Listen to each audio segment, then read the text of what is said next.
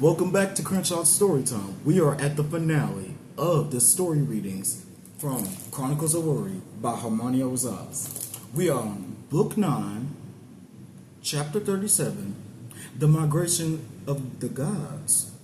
And the African proverb is, a single bracelet does not jingle. I believe that's true. As the dark tide of fate swept more of the Orient's people across Olokun's ocean to lands unknown, the Orishas found themselves unable to reach them. Each soul from Orient that was cast upon foreign shores carried a flicker of their Ori, like a solitary star adrift in an endless night sky, bright enough to be seen yet insufficient to chart a course of the Orishas. Yet insufficient to chart a course for the Orishas. But soon the lost people of Orient began to call out in unison, and their collective ashe formed a constellation. This brilliant gathering of souls shone so brightly that it blazed a path through the darkness, reaching Eden.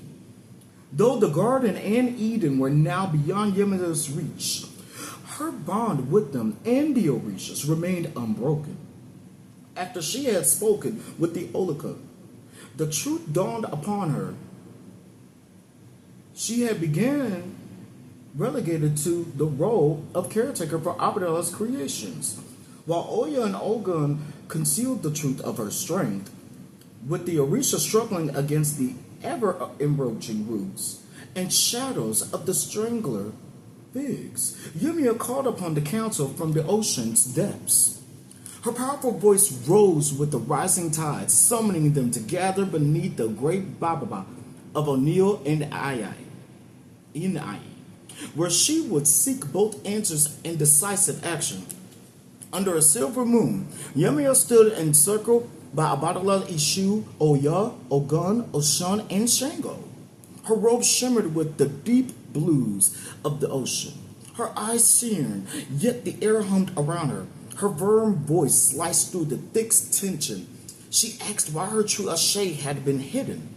Among the others, the unspoken truth lingered like a foul scent. Oya had shielded the realms, and Yemia herself from her potential. The decision was born out of fear. Fear of what Yemia might become. A power that could rival the firmament itself. Ogun still silent, his jaw tightened. We were afraid of what you might do. In disbelief, Yemia stepped back. A laugh incredibly escaped her lips. Why? Did you fear I would mirror your wars for supremacy? Let us not forget, it was I who brought Eve to liberate you, to free you all. Oya, with earnestness, interjected, Yemia, our fear was rooted in the belief that upon discovering your true power, you might become indifferent to the land and mortals we protect. We intended to tell you, but after ensuring you cherished what lies beyond the waters, lest you let the world drown. Yumia's fierce gaze softened. She understood. I have freed Olokun, she said, to the horror and panic of the assembled Orishas. She pressed on. She obeys my command now. However, that is not the reason I have summoned you. The people of Orion and Eve have been torn from their homeland, cast into bondage across the ocean. Their cries reach us, yet something blocks our way. The passage through the spiritual realm is sealed, barring us from reaching them as gods. Shango's fist clenched, sparks of lightning flickering at his knuckles. Ooh. It's Aria and the Chronicles, isn't it? Yumia nodded. Olga huffed. Do we prepare for fight? Yumia cautioned. This is no ordinary enemy, Olga. It is a force beyond our knowledge. The chains that bind our people are forged not just from iron and wood, but seek to steal the ashe to consume their oris. Abdallah asked, if the spiritual path is barred to us, how will we reach them? Yemia turned to the distant horizon where the ocean stretched endlessly toward the west. We travel as they do, as mortals. Ishu quickly interjected, to travel as mortals? We will be powerless. vulnerable. We may not survive. Yemia met his eyes. I know it's you, but we have no choice. She turned to the rest. This task will be the greatest of our trials, surpassing any battle or conflict we have known. It demands more than forced arms. This is a battle for the soul. Our mission is to endure, to withstand the horror suffering, so that we may cross to the other side and set them free and retrieve Eve. The Orishas, gazing toward the western horizon, decided to heed Yemia's call. Bodies lay crammed together in the dim confines of the enrankled ship. The air was thick with the stench of human suffering. Chains clinked softly in the shadows. The Orishas, now bound in vessels of mortal flesh, shared the plight of their people. The oppressive heat mingled with sweat, fear, and despair. The council sat among humans, their divine strength reduced to aching bones and bruised skin as Yemias fiercely drove the ship onward. The beast of hunger prowled the hull, a phantom sapping their vitality as the passage of days blurred into weeks. Ashon could feel it mostly keenly. She felt the beast gnawing at her belly, twisting her insides as it did to those around her. The humans moaned in their sleep, some too weak to rise, their voices reduced to fragile whispers of lost hope. Olokun, once a powerful presence, was now emaciated by hunger and bore bruises around his wrists, wrought by the very iron he had once commanded. He noted the irony of his cruel struggle. Through gritted teeth, he spoke to the winds of his sadness, hoping to reach the distant ears of Yemia. This is a beautiful picture. I sadly can't show it because everyone's unclothed, unfortunately. But there's a building from the back. It's like a land and a building and wall gates. The shore, one boat, a little island, small island with rocks and whatnot, with a little rock here, land and rock. Then there's another island with land and tree. An eagle on the tree. They have all the beautiful souls. And around each of them is like a yellow aura of their... I kind of look at it as a halo. I can't show this picture, but it's like a halo to me from what I see.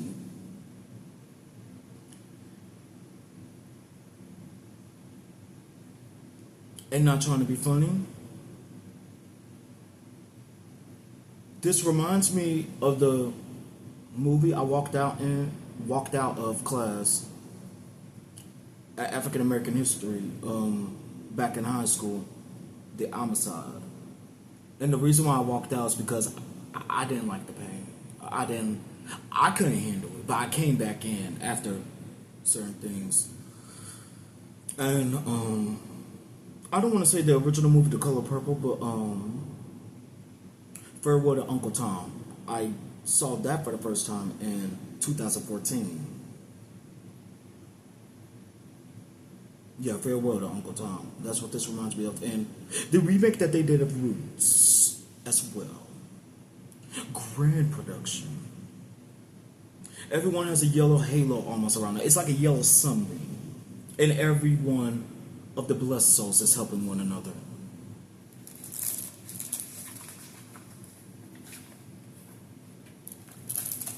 I've tried to break these shackles, but as mortals we are no stronger than they are. I feel them slipping away. Those who can no longer endure. Olokun's words did not go unheard. Oya, whose breath was now stifled within the wooden belly of the ship, caught them. She responded, her eyes shadowed by exhaustion. Which is worse, the beast of pain or the beast of hunger? The pain wasn't just physical. It was spiritual. It clawed at their souls, whispering in their ears, telling them to give in, to surrender. Shango, whose fiery spirit refused to be extinguished, answered, the beast of pain is worse. he declared, nourished by the despair of mortals. In the stillness of night, I strive to sow seeds of strength in their dreams, urging them to endure, yet pain defends them. We cannot lose them, Yemia said, her voice entering the minds of the Orishas aboard. Bound though you are, remember you are their gods. We are their strength. We cannot allow hope to wither and die. And then there were the lost ones. Every few nights, there was the soft splash of a body meeting the ocean surface. Another who sought release from the torment, surrendering to Olokun. As she filled their lungs in her embrace, she guided them to Assisi. Yemia could hear the creaking of the wood, the slap of the waves against the hull. She reached out, pushing against the ocean currents, urging the ship to move faster, to hopefully make the suffering end more quickly. The people had long called out to them in prayer, and were now weak and broken. Their bodies were frail, but Yemia could still feel the flicker of their spirits. Yemia implored the Orishas to sustain hope. Though words may fail us, our presence shall speak volumes. We must show them the promise of survival, that even in the darkness we are still with them. Shangle murmured encouragement to the wavy souls beside him, urging them to clutch the fragile ropes of endurance, to hold on just a little longer, to endure the pain a little further. Side note, I gotta take this for myself. It's amazing what we go through in today's times. Even this book can remind you, you cannot give up. Olokun, though, bound by chains, strained his back. His iron will unbroken, silently showing the others the strength of their spirits, urging them to defy the crushing gloom. Yemia focused on the ocean beneath. She called out to the waves, not with an Orisha's commands, but with a mother's pleas. Winds, push this ship faster. Grant them the boon of survival. The waters responded, but only just.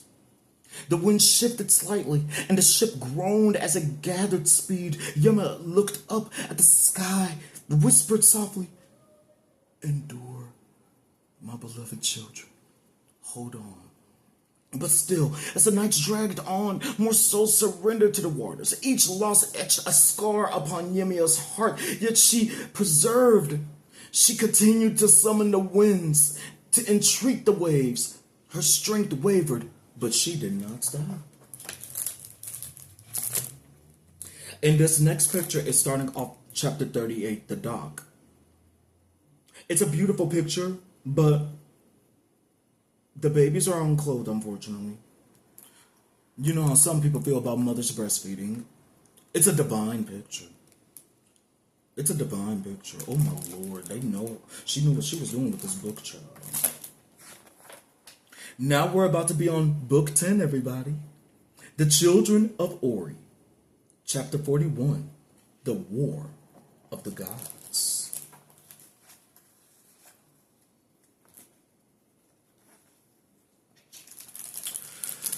The final African proverb is, when the roots are deep, there is no reason to fear the wind.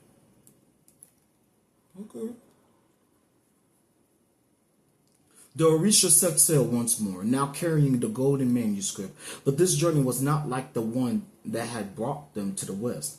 When they crossed Olokun's ocean to reach the westlands, they had done so as mortals, enslaved, starved, and broken. Enduring silently within their fragile human vessels, they had witnessed the agonies of those they were destined to protect. Now, however, they were not returning as captives, but still wearing their masks. They were praised as saints and guardians by the Urankos. The Urankos lavished them with praise and gave them grand accommodations. The crew was unaware of the true nature of the deities they worshipped. After weeks at sea, the Orishas reached the shores of Orion. The moment they touched their home soil, the mask loosened and fell to the ground. Yet they found a land that was unrecognizable. The garden had succumbed to darkness. Eden was now encased in the figs, parasitic vines creeping over every structure into every sacred space. The kingdom was lost to the voracious overgrowth and the nefarious forces that had taken root in the Orisha's absence. Heartbroken by the devastation, the Orishas found hope in Mama O'Neill's survival.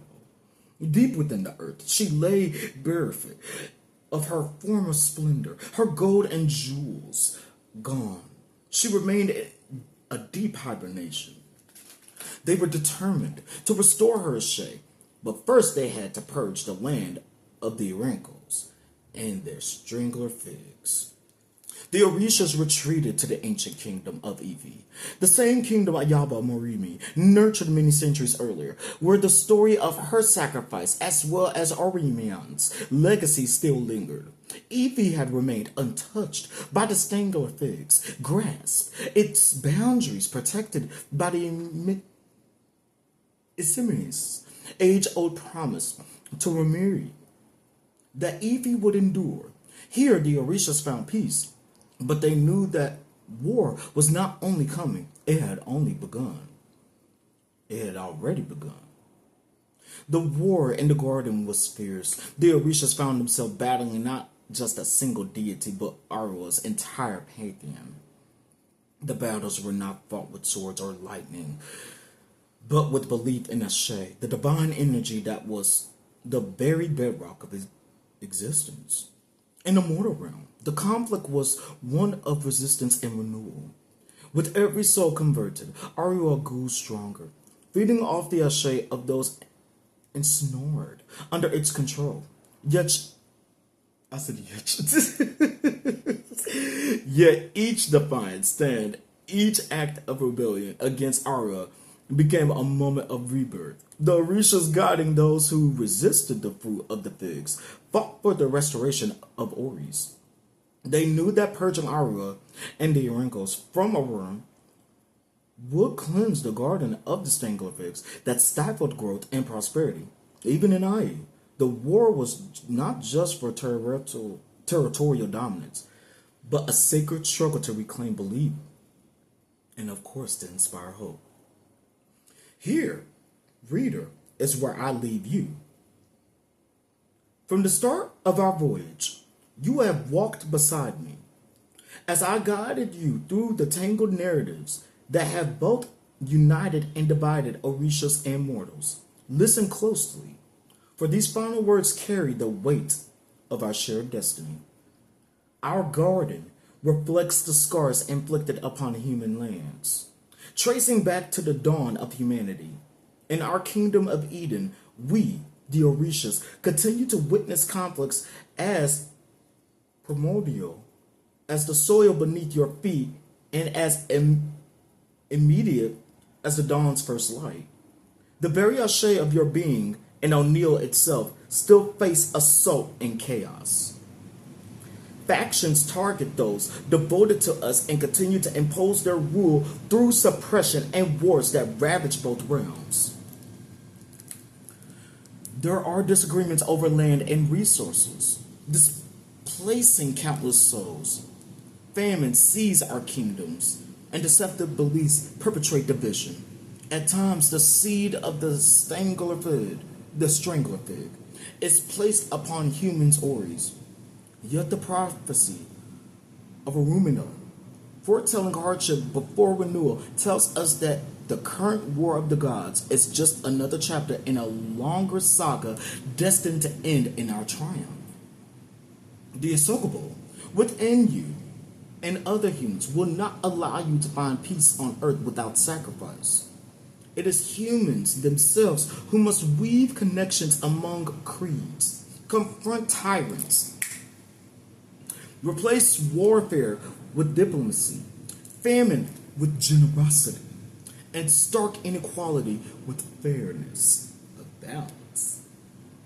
Take solace in the knowledge that you will always have company.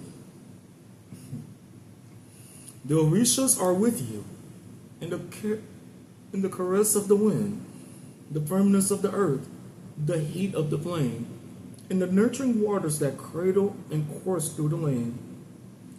Even though the Ajogun will emerge in your pursuit of your Ori, each obstacle comes with a chance for transformation, for envisioning, Once again, a unified realm where empathy bridges the expanse between all beings, mortals, and divine. Now, in this moment to answer our call, today we rise. With each fig eradicated from an Ori, the constrictive vines wane, gradually freeing our Eve from their smothering clutch. Her awakening and liberation from the golden manuscript heralds the fulfillment of our prophecy.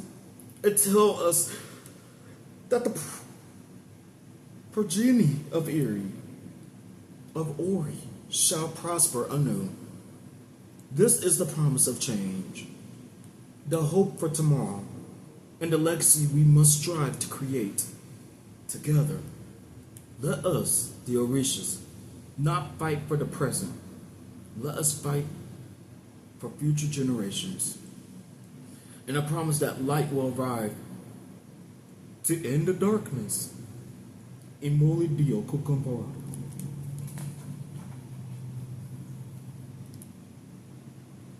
I'm going to try to show y'all one of these pictures. Hold on real quick. Because this is a divine picture. Okay, if I could just... fuck. Alright, let me see if I could do... Oh, goodness gracious. Okay. Alright, honey, you beautiful, baby. But I got to make sure. Okay. Open up for me, baby. Okay. I'm covering her, but... Because she's a little naked and the little boy, but... It's a divine picture. Oh, I'm trying to put... My, oh my. Miss Harmonia, you knew what you were doing, baby. Now I can return this to the library. They not find me. What a magnificent, magnificent time. I'm grateful I committed this for y'all, and I'm impressed. Now, there is a movie coming out in 2027, I think Blood and Bone. And one of my favorite actresses, two of them, Viola Davis and Regina King, are in it. So I'm looking forward to that. I do kind of feel a similarity of Blood and Bone that they're doing in 2027 from what I've read. Again, this kind of reminds me of a Yu-Gi-Oh vibe as well. But this book shows things before, I believe it's that time period, but it's a lot of knowledge. What I really like about Chronicles of Ori, it's just like today's present time. You cannot give up. You cannot let people walk over you, and you got to recognize who you are. It's remarkable, and not everything is always perfect, but there's a pure beauty as you continue to evolve. Crenshaw StoryTime is starting back up again. I personally had some issues behind the scenes, and a lot of these Indianapolis people within the theater community and dance community, they're effing bullies. And to not lose sight of who I am, I had to step back, and I let them deplete my confidence. I did let these people in Indianapolis almost destroy me. But finishing this off, keeping my word, and just reading more and inspiring myself. Yes, I may not be chosen for the auditions intentionally because of popularity and bully-like people, but I'm still doing my own thing, just like you. Even when I got barely any views from this playlist, I'm still doing something. Thank you, Miss Harmonia Rosales, for giving us this magnificent story. And to you and anyone else out there, don't ever give up.